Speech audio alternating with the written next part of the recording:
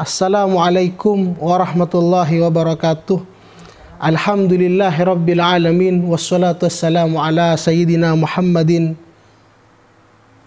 Allahumma salli wa sallim wa karrim wa addim ala sayyidina Muhammad, ala sayyidina Muhammad khatamil anbiya, zainal anbiya wa atqal atqiya, an-nabiyil mukarram, al-habibil mu'addam, sayyidina wa maulana Muhammad wa ala alihi wa man tabi'ahum bi ihsanin ila yaumiddin, amma ba'du. Welcome back to channel Media Lora. Di channel YouTube saya, alhamdulillah pada saat ini sahabat-sahabat media yang dihormati Allah Subhanahu wa taala, sekarang kita sudah memasuki era fase keempat, yakni fase yang disebutkan oleh, yang diriwayatkan oleh Imam Ahmad, mulkan jabariyah, mulkan jabariyan. Hadis yang terjadi kepada sahabat Hudzaifah diriwayatkan langsung oleh Al-Imam Ahmad bahwa sekarang kita ini berada di fase keempat, mulkan jabariyah, babak keempat, era akhir zaman yang sudah disebutkan oleh Nabi Muhammad sallallahu alaihi wasallam. Bahkan akan terjadi ketika Rasulullah sallallahu alaihi wasallam bersama Abdullah bin Umar mengatakan akan terjadi fitnah duhaima, fitnah gelap, fitnah yang sangat kejam. Bahkan diumpamakan oleh Nabi Muhammad sallallahu alaihi wasallam, yakni sebagaimana malam yang gelap gulita. Bagaimana gambaran fitnah itu Rasulullah? Bagaimana gambaran fitnah konkretnya? Bagaimana, kata Abdullah bin Umar, Nabi Muhammad sallallahu alaihi wasallam bersabda, yusbihu rajulan mu'minan wa yumshi kafiran, atau yumshi mu'minan wa yusbihu kafir. Seorang yang paginya muslim, kemudian di sore harinya kufur. Orang yang paginya kufur atau di sore harinya kafir. Ini gambaran masa-masa fitnah yang sangat jelas. Bahkan Rasulullah bersabda, yabi'u dinahu bi'aradi minad dunya. Dia menjual ilmunya, menjual agamanya. Dia menjual agamanya bi'aradi minad dunya, dengan kepentingan-kepentingan duniawi, dengan kepentingan-kepentingan yang hanya sesaat, berupa kekuasaan, berupa harta benda dan sebagainya macamnya. Ya, karenanya inilah babak keempat di era akhir zaman ini yang sudah disebutkan oleh Rasulullah Shallallahu Alaihi Wasallam, yakni kehidupan di bawah kepemimpinan mulkan jabariyah, alias para penguasa yang memaksa, para penguasa yang memaksakan kehendak, atau para diktator. Babak di mana fitnah dan ujian yang terhebat akan terjadi di muka bumi ini pada umat Islam. Babak di mana setan sekuat tenaga mengumpulkan sebanyak-banyaknya kawan menuju neraka dengan banyak tipuan-tipuan duniawi. Nah, inilah zaman di mana akan terjadi pembuktian-pembuktian atas tanda-tanda kiamat yang telah digambarkan langsung oleh baginda Nabi besar Muhammad sallallahu alaihi wasallam dalam hadis akhir zaman. Banyaknya bangunan tinggi, lahirnya pemimpin-pemimpin yang zalim, diberikannya amanah pada yang bukan ahlinya, laisa min ahliha, bukan ahlinya, mengatur negara bukan ahlinya. Sekarang itu terjadi, mengatur sesuatu hal bukan ahlinya. Sekarang ini benar-benar terjadi. Seorang ibu melahirkan tuannya, bertebarkan zinanya, bertebaran zina, mudahnya minum khamar, tak terhindarnya seluruh manusia dari sistem riba, diangkatnya ilmu-ilmu dengan cara meninggalkan ulama-ulama yang penting. Banyak seorang sekarang ini yang meninggalkan ulama-ulama. Karenanya menurut Imam Asy-Syafi'i, bagaimana siasat sekarang ini? Kita harus mencari ulama yang dibenci oleh orang-orang munafik, ulama yang dibenci oleh kaum-kaum munafikin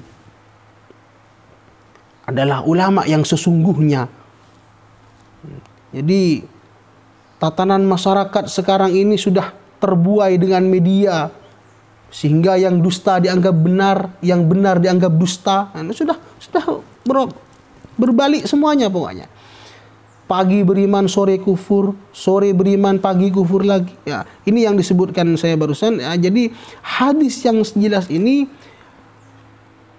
Rasulullah SAW hari kiamat, dikatakan oleh Rasulullah SAW, hari kiamat tidak akan terjadi sehingga harta benda yang limpah ruah, timbul banyak fitnah, ujian, kesesatan, kekufuran, penderitaan, musibah ini, musibah itu. Sedang sering terjadi al-harj. Sahabat bertanya sahabat, mahwal harj? Al-harj, Nabi Muhammad SAW mengatakan peperangan. Beliau mengucapkan 3 kali. Sekarang ini musimnya diktator. Kalau sudah kepemerintahan, kalau sudah yang berkuasa, sudah menggunakan teori mirror antagonistik. Bahasa kasarnya sekarang ini sudah dibuka. Sudah dibuka teori mirror antagonistik. Yang benar dikatakan salah, yang salah dikatakan benar, sesuai dengan hadis Nabi Muhammad Sallallahu Alaihi Wasallam. Karenanya Mulkan Jabariyah sangat digambarkan sekarang ini. Hadis sahih sudah menyatakan banyak hal yang sudah saya sebutkan barusan. Akan terjadi 2 hal. Mukmin sejati, munafik sejati. Mukmin sejati tidak ada kesalahan sedikit pun atau tidak ada kemunafikan sedikit pun. Tetapi munafik sejati tidak ada kebaikan sedikit pun. Sangat bahaya. Terutama ketika negara ini sudah berkiblat kepada Cina, paham-paham komunis akan keluar. Apa yang terjadi ketika sebuah negara berkiblat kepada Cina? Mirror antagonistik. Jadi ketika para kaum elit mengatakan itu tidak berbahaya, itu berbahaya. Ketika kaum elit mengatakan itu biasa-biasa saja, itu luar biasa. Jadi kebalikan yang digunakan. Orang-orang komunis sangat berbahaya. Karena jangan mudah terpercaya. Kita harus mengetahui antagonistiknya mereka. Jadi apa yang mereka katakan itu bukan yang semestinya mereka katakan. Mereka mengatakan tidak berhutang, tidak perlunya berhutang, ternyata berhutang. Jadi coba. Mereka mengartikan sekarang ini perdamaian, ternyata sekarang ini perdebatan yang terjadi, peperangan yang terjadi. Bahkan teori-teori yang baru-baru ini yang menjadi tanda-tanda silih bergantinya, yakni dari zaman ke zaman Mulkan Jabariyah ini, di mana para pemimpin yang memaksakan kehendak. Pokoknya harus begini. Pokoknya harus begini. Jangan sok-sokan. Pokoknya harus begini. Ini bahasa-bahasa diktator. Bahasa orang-orang komunisme. Karenanya bagian dari itu juga sinkritisme, mencampur adukkan, membaurkan agama satu dengan agama yang lainnya. Semua agama dianggap sama. Ini sudah menganggap sekuler. Dan ini sekarang terjadi. Ini sekarang terjadi masa keempat Mulkan Jabariyah. babak ini diawali dengan berakhirnya babak ketiga, yakni mulkan ad-dan. Mulkan ad-dan itu pemimpin-pemimpin yang menggigit. Memang dulu pada khalifah Islam, sejak kerajaan Daulat Umayyah lalu Daulat Abbasiyah itu memang terkenal dengan Kesultanan Turki Utsmani yang di dalamnya literatur barat apa namanya itu disebut dengan Ottoman Empire. Jadi di masa itu berlangsungnya babak ketiga. Sekarang ini adalah fase keempat, di mana Mulkan Jabariyah, raja yang memaksakan kehendak, penguasa yang sudah berkumpul demi bi'ardi minad dunya, demi dirinya sendiri, demi jabatannya sendiri, demi dunianya sendiri, demi kekuasaannya sendiri, sudah tidak mau mendengarkan pendapat-pendapat orang lain. Jadi hati-hati dengan teori yang muncul sekarang ini, teori mirror antagonistik, yakni menipu. Kalau di media mengatakan iya, tetapi yang terjadi tidak. Kalau di media menyatakan biasa-biasa saja, yang terjadi luar biasa. Kalau di media menyatakan seperti yang kemarin yang digambarkan itu, tidak ada pemerintah yang menginginkan rakyatnya sengsara, berarti menginginkan rakyatnya sengsara. Jadi antagonistik. Mereka tidak henti-hentinya menggunakan teori ini untuk mengelabuhi, untuk menguasai, ya pokoknya untuk menjadikan keadaan ini seakan-akan tenang begitu loh. Tidak ada apa-apa, tapi di balik itu justru sangat berbahaya. Karenanya jalan satu-satunya umat muslim harus bersatu.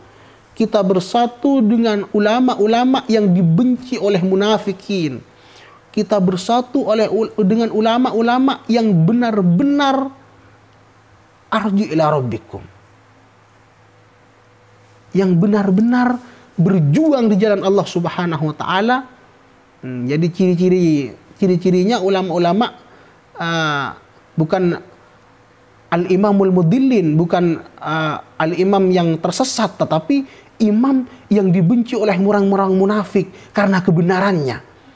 Sudah tergambar mungkin imam siapa, habib siapa, sudah tergambar. Tapi yang jelas bagaimanapun kita harus punya siasat tersendiri. Jangan mudah terprovokasi, jangan mudah percaya terhadap peran-peran yang dimunculkan pada saat-saat ini, termasuk teori mirror antagonistik ini. Termasuk kejadian-kejadian apapun sekarang ini sangat berbahaya. Kalau sudah dijadikan sekuler, sekarang ini sudah terjadi. Jadi yang mau bermaksiat, yang mau beribadah, yang mau berzina, yang mau santai, ya santai. Jadi ini sudah bagian daripada kerusakan zaman. Fase keempat ini kita berhati-hati. Anibu ila rabbikum,